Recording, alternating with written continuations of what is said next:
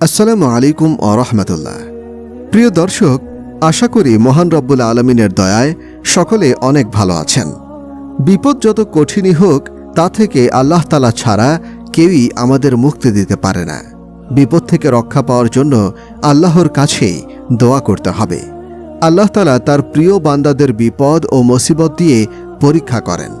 পবিত্র কুরআনে সূরা বাকারার ১৫৫ নম্বর আয়াতে আল্লাহ তাআলা বলেন, আর আমরা তোমাদের অবশ্যই পরীক্ষা করব কিছু ভয়, ক্ষুধা এবং ধন সম্পদ, জীবন ও ফসলের ক্ষতি দ্বারা। আর আপনি সুসংবাদ দিন ধৈর্যশীলদের।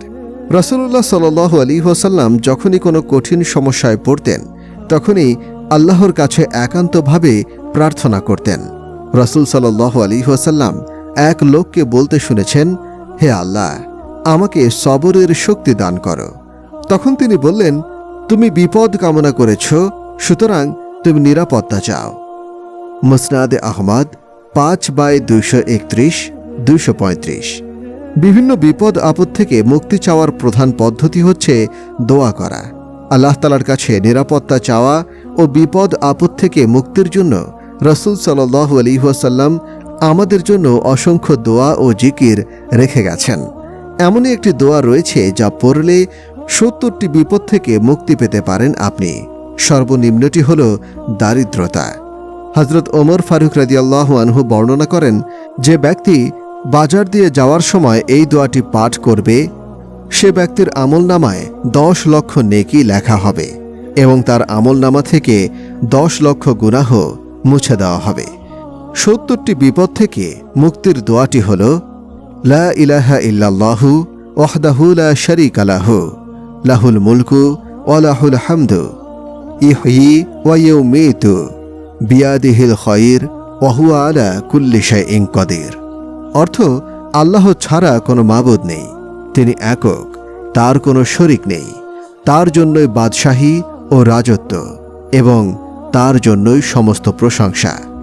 তিনি জীবন দেন, মৃত্যু দেন, তিনি জীবিত আছেন, মারা যাবেন না কখনোই। সমস্ত কল্যাণ তার নিয়ন্ত্রণে এবং তিনি সমস্ত জিনিসের উপর ক্ষমতাবান। তিরমিজি। হযরত আবু নাঈম ও ইবনে আবু শাইবা রাহিমাহুল্লাহ একটি আমলের কথা বর্ণনা করেছেন। তারা বলেন, যে ব্যক্তি নিম্নের দোয়া একবার পাঠ করবে, ১০০ বার নয়, মাত্র একবার, আল্লাহ তাআলা তার ৭০টি বিপদ দূর করে দেবেন। আর সর্বনিম্ন বিপদ হল দারিদ্রতা, আর অন্যান্য বিপদগুলো এর চেয়েও অনেক বড় বড়। যে ব্যক্তি এই দোয়ার আমল করবে, আল্লাহ তাআলা তার এসব বিপদ দূর করে দেবেন। দোয়াটি হল, লা হাওলা ওয়ালা কুওয়াতা ইল্লা বিল্লাহ ওয়ালা মালজাআ ওয়া মানজাআ মিনাল্লাহি ইল্লা ইলাইহি। দোয়াটি মুখস্থ থাকলে তো ভালো, না থাকলে মুখস্থ করে নিন, নিয়মিত পাঠ করুন। সব রকম সমস্যা থেকে নাজাত পাবেন ইনশাআল্লাহ। দুশ্চিন্তাগ্রস্তদের জন্য সান্ত্বনা। কানজুল উম্মালে বর্ণিত আছে, যে ব্যক্তি ইয়াকিন ও দৃঢ় বিশ্বাসের সাথে এই আয়াতটি পাঠ করবে, আল্লাহ তাআলা তার দুশ্চিন্তাগ্রস্ত হৃদয়কে প্রশান্তি দান করবেন। লা ইলাহা ইল্লা আনতা সুবহানাকা ইন্নী কুনতু মিনাজ জালিমিন। এখানে ইয়াকিন ও দৃঢ় বিশ্বাসের শর্তারোপ করা হয়েছে। কারো অন্তরে এ ব্যাপারে সন্দেহ থাকলে সে সুফল পাবে না। বিশিষ্ট সাহাবী হযরত তামিম দারি রাহিমাহুল্লাহ বর্ণনা করেছেন, নবী করিম সাল্লাল্লাহু আলাইহি ওয়াসাল্লাম ইরশাদ করেছেন, যে ব্যক্তি এই বাক্য ১০ বার পড়বে, সে ৪০ লাখ সওয়াব পাবে। বাক্যটি হল, আশহাদু আল্লা ইলাহা ইল্লাল্লাহু ওয়াহদাহু লা শারীকা লাহু ইলাহান ওয়াহিদান আহাদান সামাদান লাম ইয়াত্তাখিজ সাহিবাতান ওয়ালা ওয়ালাদান ওয়ালাম ইয়াকুল লাহু কুফুয়ান আহাদ।